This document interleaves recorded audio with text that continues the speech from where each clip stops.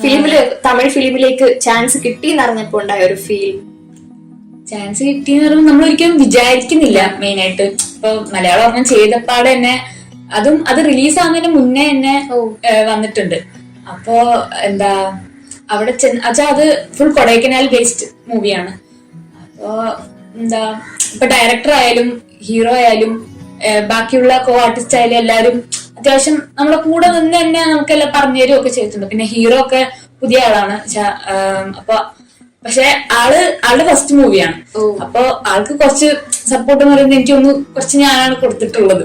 പിന്നെ ഇതിനകത്ത് വില്ലനായിട്ട് ചെയ്യുന്ന എന്റെ ഹസ്ബൻഡായിട്ട് ചെയ്യുന്ന ഒരു ആളുണ്ട്. അപ്പൊ പുള്ളിക്ക് കുറച്ചും കൂടി എക്സ്പീരിയൻസ് ഉണ്ട്. അപ്പൊ ആളുടെ കൂടെ നിന്ന് ചെയ്യുമ്പോൾ ആള് വെച്ചാ എന്താ പറയാ ഒന്ന് പ്രാക്ടീസ് ചെയ്ത് ചെയ്യുന്ന ആളാ.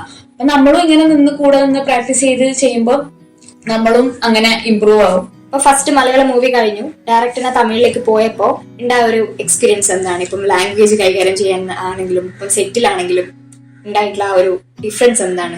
ലാംഗ്വേജ് വെച്ചാ ഞാൻ വിചാരിച്ചു എനിക്ക് അവിടെ പോയി കഴിഞ്ഞാൽ ചിലപ്പോ പറയാൻ ചിലപ്പോ കിട്ടില്ല എന്ന്. പക്ഷെ വലിയ ബുദ്ധിമുട്ടുണ്ടായിരുന്നില്ല. എനിക്ക് ലാംഗ്വേജ് അവരുടെ അടുത്ത് കമ്മ്യൂണിക്കേറ്റ് ചെയ്യാനൊക്കെ പറ്റുന്നുണ്ടായിരുന്നു. പിന്നെ ഡയലോഗ്സും പഠിച്ചെടുക്കാൻ അങ്ങനെ വലിയ ബുദ്ധിമുട്ടില്ലായിരുന്നു. പ്രോംപ്റ്റ് ചെയ്യേണ്ടൊന്നും വന്നിട്ടില്ല. ഞാൻ തന്നെയായിട്ട് പറയാൻ എനിക്ക് ഓക്കെ ആയിരുന്നു. ഇപ്പൊ മലയാളത്തിലെ സെറ്റിൽ ഉണ്ടായിരുന്ന എല്ലാവരും ഭയങ്കര സപ്പോർട്ടീവ് ആണെന്ന് പറഞ്ഞല്ലോ. അപ്പൊ അതേപോലെയാണോ തമിഴ്? അതേപോലെ തന്നെയാണ് എല്ലാരും.